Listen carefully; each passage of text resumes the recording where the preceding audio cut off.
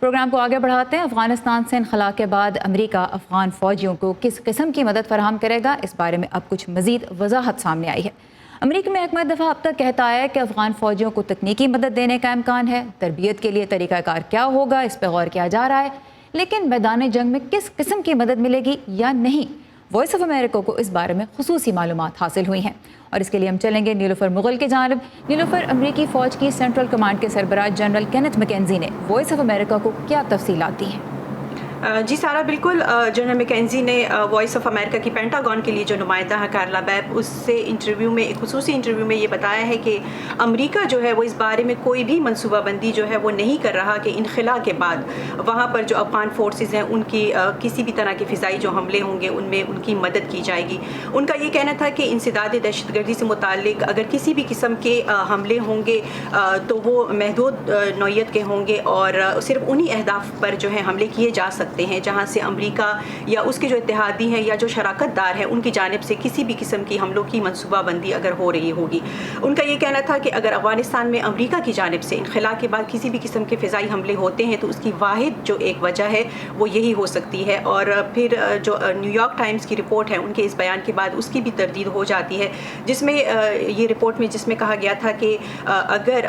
فضائی حملے ہوتے ہیں اور افغان سیکیورٹی فورسز اس کے لیے مدد مانگتی ہے تو اس پر غور کیا جا سکتا ہے، پینٹاگون اس پر غور کر سکتا ہے۔ افغان وزارت دفاع جو ہے انہوں نے جنرل مکینزی کے اس بیان پر اپنے رد عمل کا اظہار کرتے ہوئے یہ کہا ہے کہ اگرچہ جو امریکہ کی مدد ہے دہشت گردی کے خلاف جنگ میں وہ مؤثر اب تک ثابت ہوئی ہے، لیکن افغان جو سیکیورٹی فورسز ہیں وہ اب اہلیت رکھتی ہیں کہ وہ زمینی اور فضائی جو حملے ہیں وہ کر سکتی ہیں۔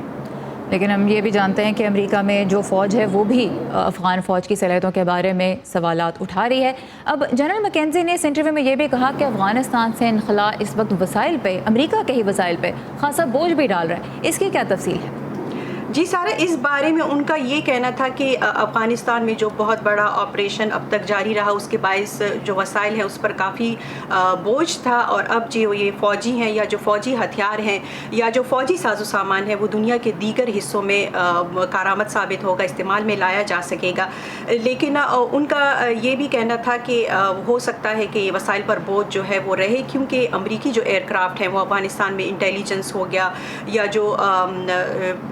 جو خفیہ معلومات ہیں یا جو اور مسائل ہیں اس کے لیے جو اپنے ایئر کرافٹ ہیں وہ دور دراز اڈوں سے وہ افغانستان کے لیے پرواز جو ہے کریں گے، اور تجزیہ کار یا جو سابق امریکی کمانڈر ہیں وہ